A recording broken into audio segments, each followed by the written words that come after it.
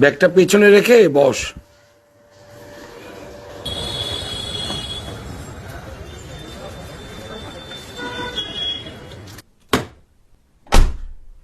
আরে ও গেল কোথায়? আরে উত্তম, উত্তম, আরে উত্তম, উত্তম, আমি তো এখানে।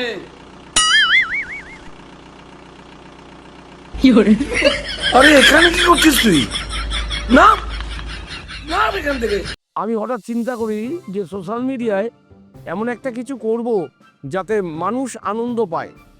মানুষ এখন হাসতে ভুলে গেছে। দেখুন, সেই সময়কালের স্টুডিও আর এখনকার স্টুডিও দুটোর মধ্যে আকাশ পাতাল তফাৎ।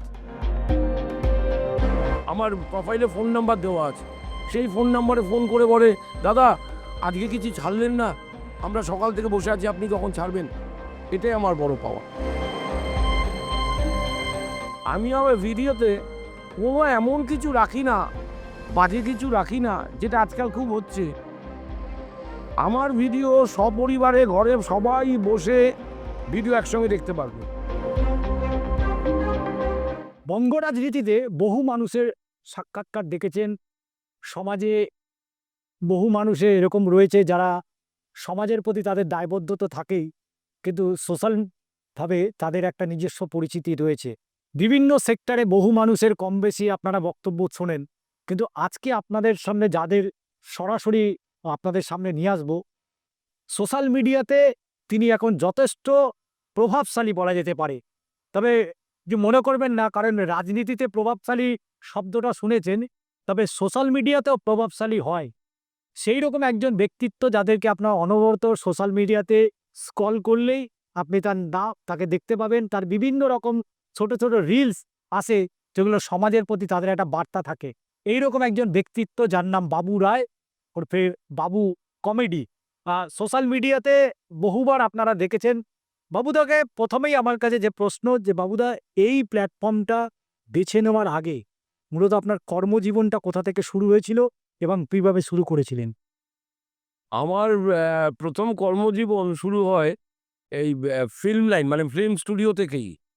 আমি আগে প্রায় ৩৪ বছর এই ফিল্ম স্টুডিওর সঙ্গেই জড়িত ছিলাম একটা ব্যবসায়িক সূত্রে।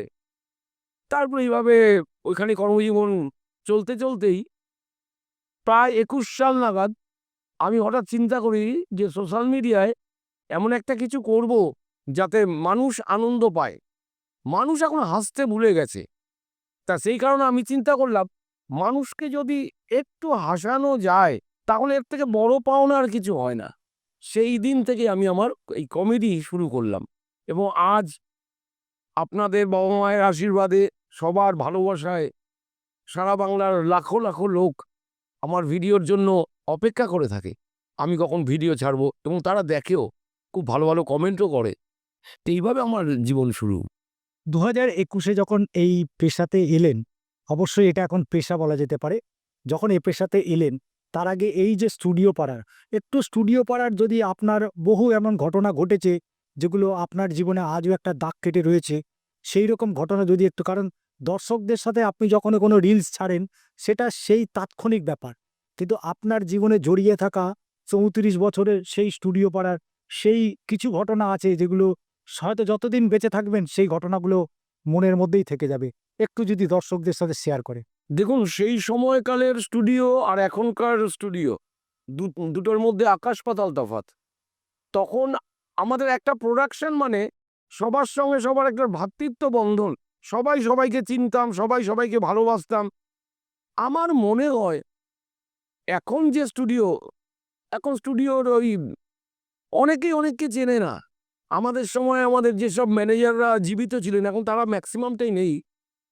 তারা আমরা গেলেই আগে আমাদের প্রথম বলতো, বাবু দুপুরে খেয়ে যাবি কিন্তু। আমার মনে হয় এই জায়গাটা অনেকটাই চেঞ্জ হয়ে গেছে। আর তারপরে ওই সময়টা এমন ছিল, বুম্বাদা পর্যন্ত আমার ভীষণ ভালোবাসতো। বলতো যে মেকআপ ভ্যানে বসে থাকতো, আমি যদি বাইরের থেকে বলতাম যে তুমি গিয়ে বলো বুম্বাদাকে যে একটু বাবু এসছে, একটু কথা বলবে। সঙ্গে সঙ্গে বুম্বাদা ডেকে নিতেন, হ্যাঁ বাবু বল কী হয়েছে, প্রবলেম কি না। বুম্বাদা এখনও করে, সেটা না, কিন্তু ওই সময়টা আর এই সময়টা আকাশ পাতাল তফাৎ হয়ে গেছে। খুব একটা ভালো পরিবেশ ছিল তখন। ফিল্ম লাইনে কাজ করা মানে আমরা কোনো আউটডোরে গেলে নিজেকে একটা দারুণ মনে হতো। একসঙ্গে একটা পরিবার, একসঙ্গে বসে খাওয়া দাওয়া এমন হয়েছে।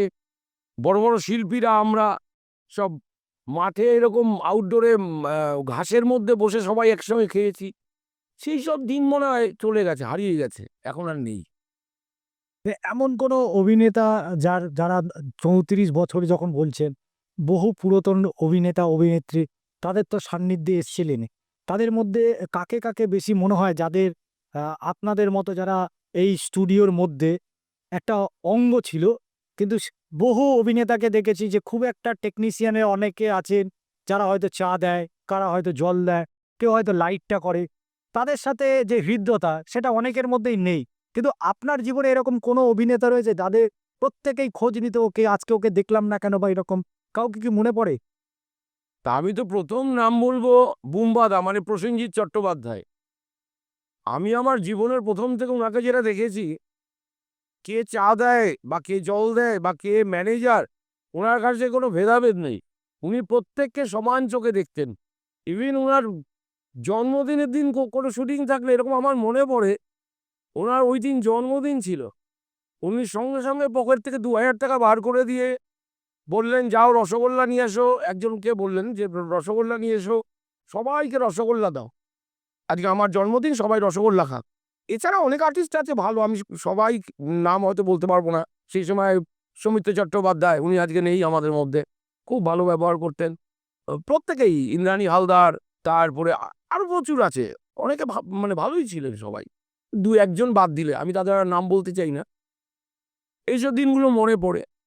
এরা গরিবের জন্য প্রত্যেকেই অনেক উপকার করেছেন। বিশেষ করে আমার জানা একজন ফাইটার, বিমল নামে ফাইটার, ও একটা গুরুতর অসুস্থ, মানে ক্যান্সারে আক্রান্ত হয়। তার জন্য বুম্বাদা, তার সঙ্গে অনেক শিল্পীরা তাকে অনেক টাকা দিয়ে সাহায্য করেছে। হ্যাঁ, এটা একটা চাক্ষুষ আমার প্রমাণ। তো এইসব দেখে পুরনো স্মৃতিগুলো মনে পড়ে, ভালোও লাগে। ২০২০ সালে পরে ২০২১, ২০২০-তে যখন এই অতিমারিটা হলো, করোনা পিরিয়ড, এবং সেই করোনা পিরিয়ডে বহু মানুষ তাদের কর্মসংস্থান হারিয়েছে। তো এই করোনা পিরিয়ড কি আপনাকে চোখ খুলে দিয়েছিল যে নিজস্ব একটা কিছু করার, বা নিজস্ব একটা প্ল্যাটফর্ম বানায় যেখানে মানুষের সাথে একেবারে ক্লোজ চলে যাবে? মানুষের এই যে মানুষ হাসতে ভুলে গেছে, এ কথাও তো ঠিক। মানুষ হাসতে ভুলে গেছে, নিজেদের ব্যস্ততাটাকেই সর্বক্ষণে সেটা নিয়েই, সে কাজের ক্ষেত্রে হোক, বাড়িতে হোক, বিভিন্ন সময় নিজেদেরকে নিয়ে ব্যস্ত থাকে, হাসাটা প্রায় ভুলে গেছে। দেখুন, করোনাকাল তো একটা ভয়াবহ দিন। সেই সময় বিশেষ করে অনেকেই কাজ হারিয়েছেন, কিন্তু বিশেষ করে ফিল্ম লাইনের তো খুব ডেঞ্জারাস অবস্থা। তখন কারোর ইনকাম বলতে কিচ্ছু নেই, অথচ তার পেছনে একটা বড় সংসার। এই সংসারটা সে চালাবে কি করে, এই চিন্তায় সে শেষ। তখন এদের যতটুকু সামর্থ্য, মানে ফিল্মের ফেডারেশন বলুন বা যেই বলুন, এদের যতটা সামর্থ্য, তারা সেই সাহায্যটুকু মানে টেকনিশিয়ানসদের করেছে। এই প্রত্যেককে টাকা দেওয়া, খাবার দেওয়া, যতটা সম্ভব পড়েছে। কিন্তু সেটা দিয়ে তো সব নয়। তারপরে এরা বাইরে গিয়ে কোনো কাজ খুঁজেছে, খুঁজে ওই কোনো কষ্টে তাদের দিন যাপন করেছে। তখন আমারও কাজ নেই, খুব ভয়াবহ অবস্থা। আমারও একটা সংসার আছে, তা আমিও ভাবছি কী করে চালাবো। কোনো কাজ নেই, মাসের পর মাস, বছরের পর বছর, সে মানে ২০, ২১, ২২, মানে ডেঞ্জারাস অবস্থা। তখন আমি চিন্তা করলাম এই কমেডির ব্যাপারটা, যে এরকম একটা সোশ্যাল মিডিয়াতে যদি আমি কমেডি করি, করে আমি আমার একটা জায়গা তৈরি করি সুন্দর করে, তাতে আমার যদি দুটো পয়সা আসে, সেটা আমার সংসারে লাগবে। এইভাবে ওখান থেকে আমার পথ চলা শুরু। তারপর আমি কমেডি শুরু করলাম। প্রথম দিকে তো একটু প্রবলেম থাকেই। তারপর আমি কমেডিগুলো খুব, আমার মনে হয় খুব ভালোভাবেই করতাম। মানে এডিটিং বলুন, অভিনয় বলুন, সব করার পর খুব অল্প দিনে দেখলাম মানুষ কমেডি দেখায় নিয়ে নিল। মানে লাখো লাখো লোক আমার কমেডি দেখলো, দেখতে দেখতে এমন হলো শেষে এখন আমাকে অনেকেই কমেন্টে লেখে বা আমার প্রোফাইলে ফোন নাম্বার দেওয়া আছে, সেই ফোন নাম্বারে ফোন করে বলে, দাদা আজকে কিছু ছাড়লেন না, আমরা সকাল থেকে বসে আছি, আপনি কখন ছাড়বেন? এটাই আমার বড় পাওয়া। আর আজকে তো ভগবানের আশীর্বাদ, আপনার বাবা মায়ের আশীর্বাদ যে আমি একটা জায়গায় পৌঁছে গেছি। মানে কি ধরনের কন্টেন্ট করতে আপনি বেশি স্বাচ্ছন্দ্য বোধ করেন? বেসিক্যালি মেইনলি কমেডি, কমেডি কন্টেন্টটাই আমি বেশি করি। তার সঙ্গে আমার কিছু কন্টেন্ট থাকে, এটা হচ্ছে সাধারণ মানুষের জন্য। সাধারণ মানুষ কোথায় কোথায় গেলে বিপদে পড়বে, কোথায় গেলে চিট হবে, হ্যাঁ, বা ভালো কোনো উদাহরণ যে এইটা করলে আপনার জীবনে এই হবে, ভালো হবে, এইরকম কন্টেন্টও আমি খুব করি।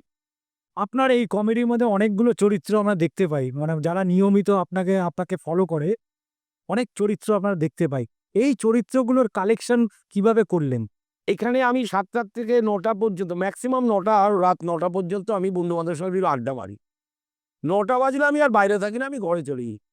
ঘরে গিয়ে বসলেই আমার মাথায় একটার পর একটা আসে যে এইটা করলে কিরকম হয়, এইটা তো এরকম করলে বেশ হাসির হবে। ওই ভাবনা চিন্তাটা ভিডিওর মধ্যে তুলে ধরি। তার সঙ্গে আমার সঙ্গে বিশালভাবে সহযোগিতা করে উত্তম। এই উত্তম বসে আছে, ভীষণ সহযোগিতা করে। হ্যাঁ, ওকে আমি যেভাবে বলি ঠিক ঠিক সেইভাবেই করে। করার পর আমি ওটা এডিটিং সুন্দর করে করি। ব্যাকগ্রাউন্ড মিউজিকটা ভালো করে দিতে হয়। একটা জিনিস ভালো না হলে লোকে দেখবে না। কোনো একটা বড় হোটেল, তার রান্নাবান্না ভালো না হলে কেউ একদিন হয়তো খেতে যাবে, দুদিনের দিন খেতে যাবে না। তা সেইভাবে সুন্দর করে করি। গল্পটা ওই রাত্রিবেলা ৯টার সময় আমার ওই গল্পটা মাথায় আসে। মানে চিন্তা করি যে কালকে কি করব, কি ছাড়বো। চিন্তা করতে করতে একটা টপিক বার করলাম যে এইটা করলে কিরকম হবে, এইটা করলে কিরকম হবে। আর বেসিক্যালি কি হয়, উত্তমকে আমি এটা খেয়াল করেছি, উত্তমকে একটু বোকা বানালে দর্শক এটা খুব ভাবে নেয়। মানে আমি খুব চালাক দেখাতে হয়, এটা আমি খুব চালাক, উত্তম খুব বোকা। এটা দেখবেন আগের অনেক ৭০ দশকের বাংলা ছবিতে এরকম ছিল। ওই ছদ্মবেশী নিশ্চয়ই দেখেছেন, উত্তম কুমার আর একদিকে জহর রায়। যেরকম ওই হাতি পুষবো, মরা হাতির দাম ১,০০,০০০ টাকা, সেই সব দিন, স্বর্ণযুগ হাসির। তো ওইগুলো অনেকটা আমার মাথায় ঢোকে এবং সেই সব চিন্তা করে আমি ভাবি নতুন নতুন কিভাবে কি করা যায় যাতে দর্শক ভীষণভাবে হাসে। তার সঙ্গে আরেকটা বড় কথা, আমি আমার ভিডিওতে কোনো এমন কিছু রাখি না, বাজে কিছু রাখি না, যেটা আজকাল খুব হচ্ছে। আমার ভিডিও সপরিবারে ঘরে সবাই বসে ভিডিও একসঙ্গে দেখতে পারবে। ওর মধ্যে এমন বাজে কিছু নেই যেটা ছেলে দেখছে, পাশে বাবা ও লজ্জায় সরিয়ে দিচ্ছে, ক্লিক করে স্ক্রল করে চলে যাবে, সেটা আমি রাখি না। আমি সবসময় চেষ্টা করি পরিবারের সবাই মিলে যেন আমার এই ভিডিওটা দেখতে পায় এবং প্রত্যেকেই হাসে, আনন্দ করে। কারণ আবার বলছি, হাসতে এখন ভুলে গেছে। তো অনেক শয়ে শয়ে হাজার হাজার লোক আমাকে কমেন্ট করে, দাদা হাসতে ভুলে গেছিলাম, এখন আপনি আমাদের একটু হাসান। খুব হাসি, তার জন্য শরীরের মনে হয় অনেক রোগ কমে গেছে। এইটা আমার বড় পাওনা। বাবুদা, এই যে সোশ্যাল মিডিয়াতে যেখানে একটা এখন এই মুহূর্তে সবথেকে বড় একটা প্ল্যাটফর্ম, লোকে সিনেমা হলে সিনেমা দেখতে যায় না, কিন্তু মোবাইলে তারা সিনেমা দেখে।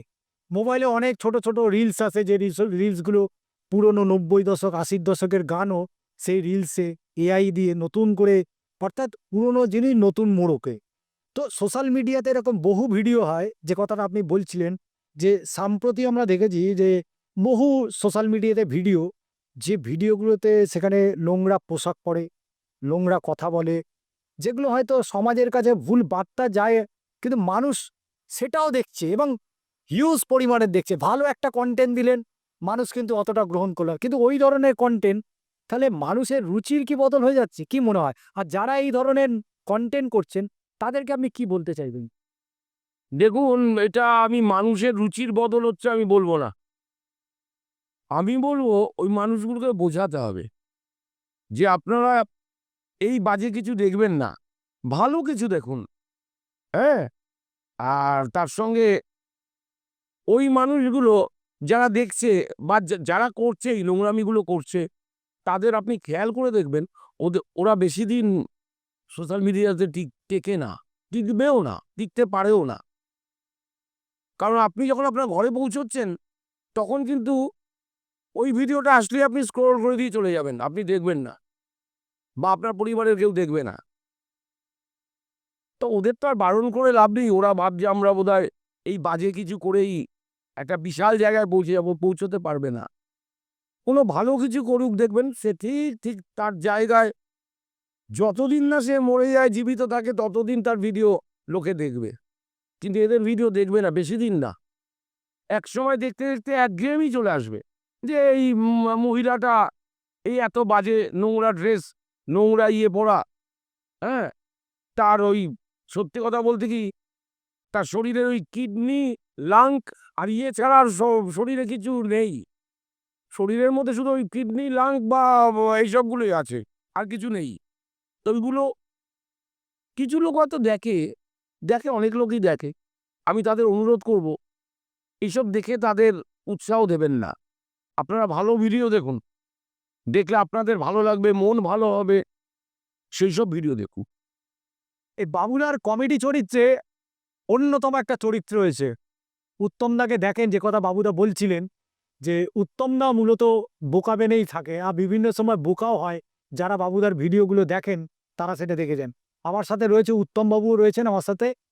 উত্তমদার কাছেও সরাসরি যাব, কারণ উত্তমবাবু এই বাবুদার কমেডির চরিত্রে অন্যতম একটা চরিত্র, এবং উত্তমদার কাছে সরাসরি চলে যাব। আপনি কি সত্যি বোকা? বোকা না, বোকা অভিনয় করি। আপনি নিজেকে চালাক মনে করেন? চালাকও বলবো না, মিডিয়াম। মিডিয়াম। উত্তমদা, আপনি কি করেন? আমি স্টুডিও প্রোডাকশনে কাজ করি, তাই চা জল দিই, এইসব করি, হাঁটি করে খাবারটা বেঁধে দিই, এসবই কাজ করি। আপনারও তো তাহলে হ্যাঁ, আমার চায়ের দোকান আছে একটা, নইর দোকানে থাকি। তো এই যে স্টুডিওতে, যে কথাটা বাবুদাকে একটু আগেও বলছিলাম, স্টুডিওতে যারা জল দেয় বা যারা চা নিয়ে আসে বা যারা লাইট করে, তাদের প্রতি কতটা সহানুভূতিশীল এখনকার অভিনেতারা? অভিনেতারা প্রোডাকশন ছেড়ে খুবই ভালোবাসে, এখনও ভালোবাসে। তা নতুন যা যায় না, ওদেরকে সম্মান দিতে পারে না, কিন্তু সবসময় সব আর্টিস্টরা ভালোবাসে, কোনো প্রোডাকশন ছেড়ে দেবে। এমন কোনো আর্টিস্ট আছে যে আপনার সত্যি কথা আপনার খুব ভালো লেগেছে, আপনার ওই কাজটার জন্য আপনাকে অ্যাপ্রিসিয়েট করেছে? হ্যাঁ আছে, খুব ভালো ভালো আর্টিস্ট আছে। বিশ্বনাথ দা আছে, খুব ভালোবাসে।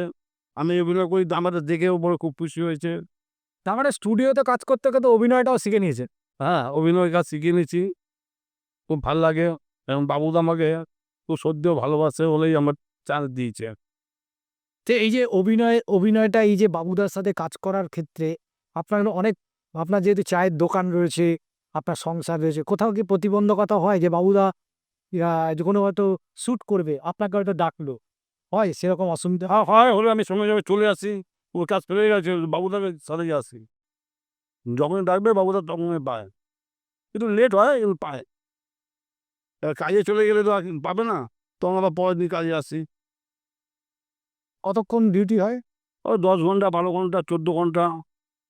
এই যে এত ঘন্টা ডিউটি করেন, এই ডিউটিটা মানে কি কি কাজ কি? আমি প্রোডাকশনে কাজ করি, ধরুন আর্টিস্টের কী খাবে, খাবার এনে দিলাম, একটু জল এনে দিলাম, একটু ডাব এনে দিলাম। আমার পুরো ইউনিটের যা যা করবে সব প্রোডাকশন ছেলেরাই করে। আপনিও ভিডিও করেন, আর এরকম বহু মহিলারা ভিডিও করেন, বহু পুরুষ ভিডিও করেন, সেখানে অনেক নোংরা ধরনের জিনিসও আপনার দেখতে পাই। তো সেগুলোকে নিয়ে আপনি কি বলবেন? আমি ওগুলো একদমই পছন্দ না। নোংরা ভিডিওটা জিনিসটাই বাজে। বাচ্চা ছেলে মেয়ে বাপ মা একসাথে দেখে, মেয়েও যদি দেখবে, বাবা দেখবে, ছেলে সবই দেখবে, তুমি একসাথে দেখো। নোংরা ভিডিও জঘন্য ব্যবহার, জঘন্য একদম।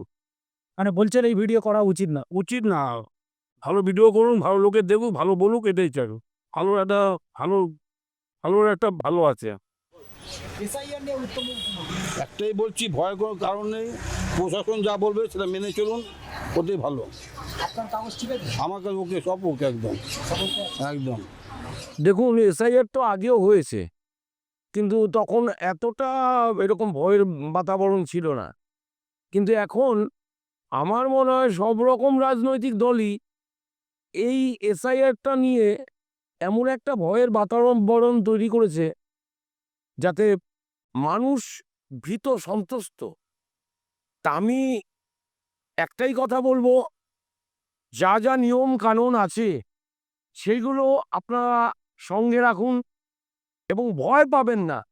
ভয় পেয়ে কেউ কেউ কোনো অঘটন ঘটাবেন না। আপনারা বৈধ কাগজপত্র রাখুন, যা যা আছে 11টা না কটা ডকুমেন্টস রাখতে হয় সেগুলো রাখুন। কোনো ভয় নেই, ভয় পাবেন না। আবার বলছি, ভয় পেয়ে কোনো অঘটন কেউ ঘটাবেন না। ভয়ের কিচ্ছু নেই, একটা না একটা দিক তো বেরোবে রে বাবা।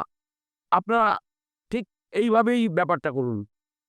মানে এই যে মানুষের মধ্যে যে ভয়টা আসছে, ভয়টা কোথা থেকে, মানে কি কারণে এই এইটা দেখুন, আমার মনে হয় তো এটা রাজনৈতিক কারণে। রাজনৈতিক কারণে নানানভাবে নানান কিছু শুনে এই কাউকে ডিটেনশন ক্যাম্পে পাঠাচ্ছে, কাউকে ওই হচ্ছে, কারোর মৃত্যু হচ্ছে, এই সব দেখে শুনে মানুষ ভয় পেয়ে যাচ্ছে।